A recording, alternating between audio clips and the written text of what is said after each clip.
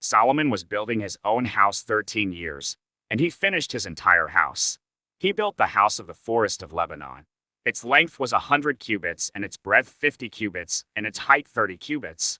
And it was built on 4 rows of cedar pillars, with cedar beams on the pillars. And it was covered with cedar above the chambers that were on the 45 pillars, 15 in each row. There were window frames in 3 rows, and window opposite window in 3 tiers. All the doorways and windows had square frames, and window was opposite window in 3 tiers. And he made the hall of pillars. Its length was 50 cubits, and its breadth 30 cubits. There was a porch in front with pillars, and a canopy in front of them. And he made the hall of the throne where he was to pronounce judgment, even the hall of judgment. It was finished with cedar from floor to rafters. His own house where he was to dwell, in the other court back of the hall, was of like workmanship. Solomon also made a house like this hall for Pharaoh's daughter, whom he had taken in marriage.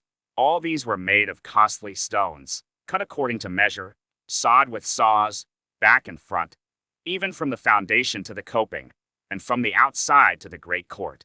The foundation was of costly stones, huge stones, stones of 8 and 10 cubits, and above were costly stones, cut according to measurement, and cedar. The great court had 3 courses of cut stone all around, and a course of cedar beams. So had the inner court of the house of the Lord and the vestibule of the house. And King Solomon sent and brought Hiram from Tyre. He was the son of a widow of the tribe of Naphtali, and his father was a man of Tyre, a worker in bronze. And he was full of wisdom, understanding, and skill for making any work in bronze.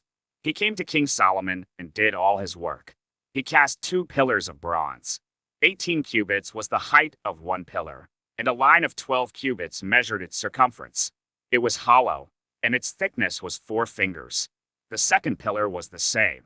He also made 2 capitals of cast bronze to set on the tops of the pillars. The height of the one capital was 5 cubits, and the height of the other capital was 5 cubits. There were lattices of checker work with wreaths of chain work for the capitals on the tops of the pillars, a lattice for the one capital and a lattice for the other capital. Likewise, he made pomegranates in 2 rows around the one lattice work to cover the capital that was on the top of the pillar, and he did the same with the other capital. Now the capitals that were on the tops of the pillars in the vestibule were of lily work, for cubits. The capitals were on the 2 pillars, and also above the rounded projection which was beside the lattice work. There were 200 pomegranates in 2 rows all around, and so with the other capital. He set up the pillars at the vestibule of the temple. He set up the pillar on the south and called its name Jachin, and he set up the pillar on the north and called its name Boaz. And on the tops of the pillars was lily work. Thus the work of the pillars was finished. Then he made the sea of cast metal. It was round, 10 cubits from brim to brim, and 5 cubits high, and a line of 30 cubits measured its circumference.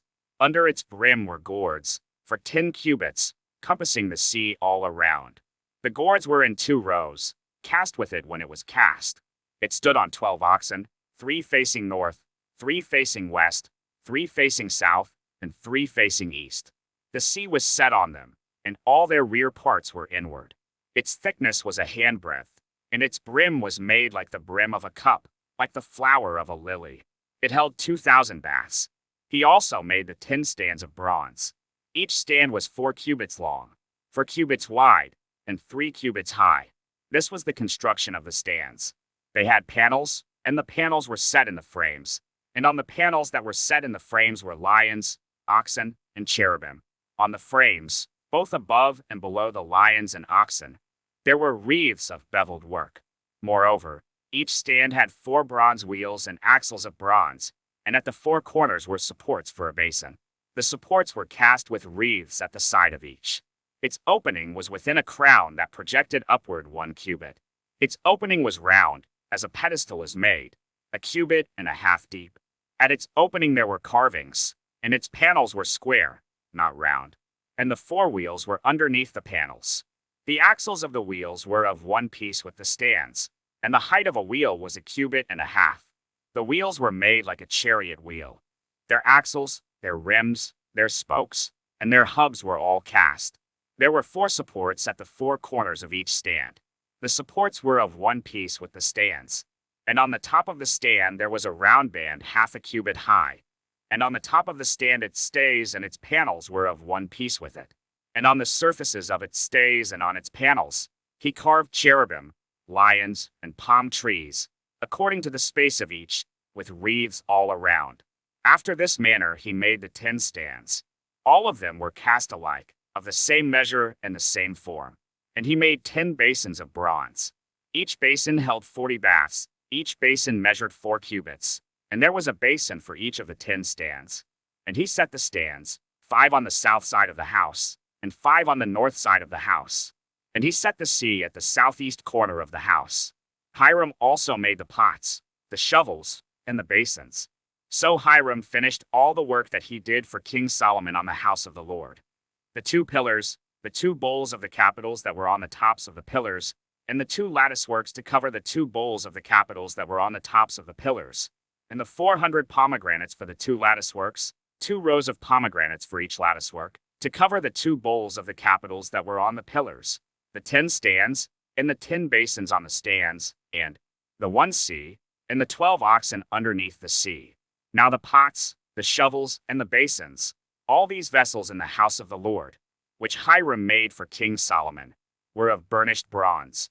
In the plain of the Jordan the king cast them, in the clay ground between Succoth and Zarethan. And Solomon left all the vessels unweighed, because there were so many of them. The weight of the bronze was not ascertained.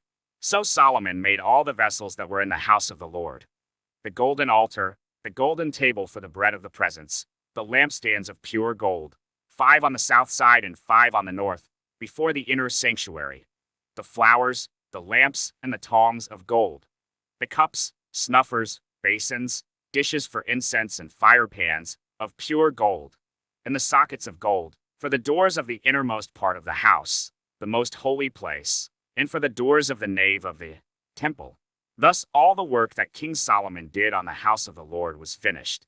And Solomon brought in the things that David his father had dedicated, the silver, the gold, and the vessels, and stored them in the treasuries of the house of the Lord.